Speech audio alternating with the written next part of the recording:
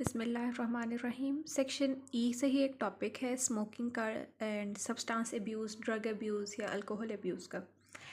उसमें से कोई इन पॉइंट्स को मैंने लिखा हुआ है। एस एच पास पेपर्स में तो नहीं आए हुए, लेकिन दे आर सीमिंगली इम्पॉर्टेंट, तो इसलिए मैंने लिखा हुआ है, एक दफ़ा देख लीजिए इसे। Techniques to avoid smoking and alcohol and drug abuse, कि इन चीज़ों को substance abuse, drug abuse, smoking, alcohol, कोई भी चीज़ आ रहा है तो उसको अवॉइड करने की टेक्निक्स क्या क्या होती हैं।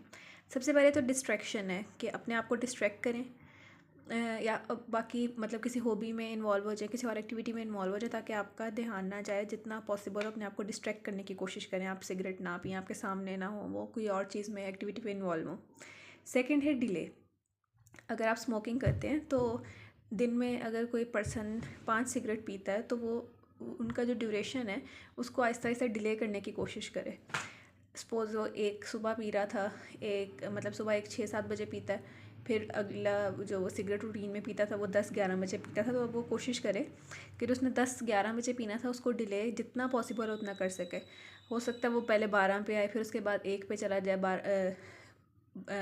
2 PM पे चला जाए। तो वो आहिस्ता आहिस्ता आपने उस ड्यूरेशन को इंक्रीज़ करना है, डिले करने की कोशिश करनी है। नॉट गिविंग इन टू अर्ज, अपने आप को कोशिश करना है कि आपको उस चीज़ की अर्ज तो ज़ाहिर होती है, जो सब्सटेंस अब्यूज़र्स हैं वो उस पर डिपेंडेंट होते हैं, लेकिन जितना पॉसिबल हो आपने अपने आप को उस चाहत से, उस चीज़ से, डिपेंडेंस से रोकने की कोशिश करनी है।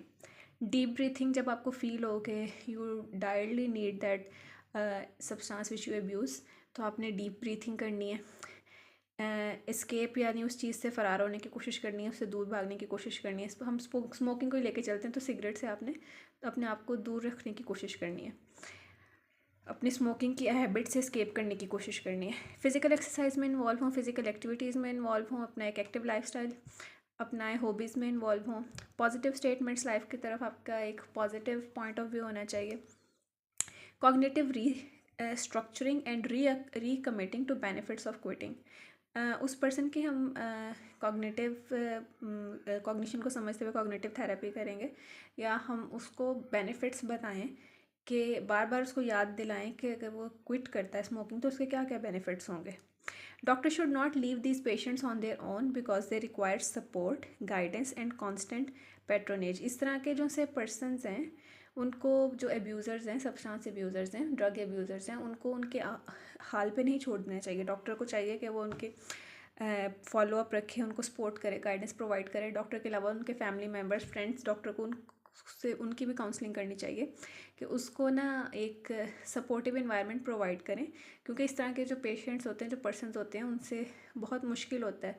आप किसी चीज़ का नशा लगाओ तो उस नशे को दूर करना इटसेल्फ इज़ हार्ड टास्क, तो आपने उसको एक सपोर्टिव इन्वायरमेंट प्रोवाइड करनी है और उसकी सरपरस्ती करनी है। डॉक्टर को चाहिए कि वो कॉन्स्टेंटली उसको लुक आफ्टर करे। नेक्स्ट है मैनेजमेंट ऑफ टोबैको डिपेंडेंस या ड्रग अब्यूज़। मैनेजमेंट क्या है? कल्चरल एंड सोशल मैनेजमेंट को किन पैरामीटर्स पे असेस किया जाता है बेसिकली। इसमें मुझे ऊपर मेंशन करना चाहिए था कि किन फिर पैरामीटर्स पे हम असेस करते हैं मैनेजमेंट को, क्योंकि ये भी तो मैनेजमेंट थी ना, काइंड ऑफ। वही आपको मैंने बताया कि सारों में आप सेम लिख सकते हैं। तो किन चीज़ों पे, किन पैरामीटर्स पे असेस करके मैनेजमेंट को असेस किया जाता है, किन पैरामीटर्स पे? Cultural and social pressure that led to start and now leading to abuse of tobacco या ड्रग। आपने देखना कि कौन से कल्चरल या सोशल प्रेशर से, जिस वजह से उस पर्सन ने स्मोकिंग या फिर कोई भी सब्सटेंस अब्यूज़ स्टार्ट की, और क्या उसकी अंडरलाइंग कॉज थी। पेशेंट्स मोटिवेशन, पेशेंट का मोटिवेशन लेवल चेक करना है कि वो उसको क्विट करना चाहता है या नहीं, या किस पॉइंट पे वो स्टैंड कर रहा है। Create an individualise plan for patient based on history. उस पेशेंट की हिस्ट्री पे बेस करते हुए हमने एक उसके लिए स्पेसिफिक प्लान बनाना है। मतलब अगर एक इंसान दिन में 10 सिगरेट पीता और एक दिन में 5 पीता, तो उन दोनों का प्लान तो सेम नहीं हो सकता ना, ट्रीटमेंट प्लान या फिर जो आप उनको लाइफस्टाइल जो उनका चेंज करेंगे, तो वो पर्सन टू पर्सन वेरी करता है। इस पे थोड़ा मैंने बताया था कि पानी गिर गया मेरे से, तो ज़रा इंक स्प्रेड हुई हुई, बट होप सो कुछ नज़र आ ही रहा है। Assessment of degree of drug addiction for proper treatment. आपने देखना है कि किस हद तक वो एडिक्टेड है उस ड्रग से, उस चीज़ से, स्मोकिंग से, अल्कोहल से। तो आपने डिग्री ऑफ एडिक्शन को असेस करना है प्रॉपर ट्रीटमेंट के लिए। Assess biopsycho social perspective of patients smoking and abuse patterns. Biopsycho social model biopsychosocial model क्या है, ये हमने पढ़ा था सेक्शन ए में। डिटेल से मैंने आपको बताया था कि हमने बायोसाइकोसोशल मॉडल बेसिकली क्या होता है कि हमने पेशेंट की बायोलॉजिकल उसकी जो उसकी डिजीज़ है या उसकी हैबिट के बायोलॉजिकल पॉइंट को देखना है, उसकी साइकोलॉजी को देखना है और उसके सोशल लाइफ को देखना है कि वो कैसे इम्पेक्ट करती है। एज़ फार एज स्मोकिंग या और इज़ कंसर्न, तो हम देखेंगे कि स्मोकिंग से उसकी हेल्थ पे बायोलॉजिकली यानी उसकी बॉडी में क्या चेंजेस आ रही हैं, क्या उसके हेल्थ इफेक्ट्स आ रहे हैं, साइकोलॉजिकली वो कैसे उसको इफेक्ट कर रही है स्मोकिंग, और उसकी सोशल लाइफ पे क्या इफेक्ट होता है। तो हमने इन तीनों चीज़ों को, इन पर्सपेक्टिव्स को माइंड में रख के पेशेंट की जो सा एब्यूज़ ख़त्म करने का या उसको ट्रीट करने का जो पैटर्न या फिर ट्रीटमेंट प्लान बनाना है, उन इन तीनों पर्सपेक्टिव्स को माइंड में रखते हुए बनाना है। जब मैंने आपको बायोसाइकोसोशल मॉडल बताया था, उसके बाद हमने एक इंटीग्रेटेड हेल्थ केयर मॉडल पढ़ा था, उससे जो थोड़ा नेक्स्ट हाई लेवल का या थोड़ा स्टेप अबव है। तो उस चीज़ जो उन्हें ट्रीटमेंट प्लान देखना होता, तो हमने वो इंटीग्रेटेड हेल्थ केयर मॉडल में 5 चीज़ें थी, उन चीज़ों को भी आपने माइंड में रखना होता है। क्या क्या था उसमें? Basically cognitive, behavioural, biological, environmental और socio cultural aspects of a patient's life, ये हमने सारे माइंड में रखने होते हैं। इन चीज़ों को देखते हुए पेशेंट को ट्रीट करना है, उसके किसी भी कंडीशन को।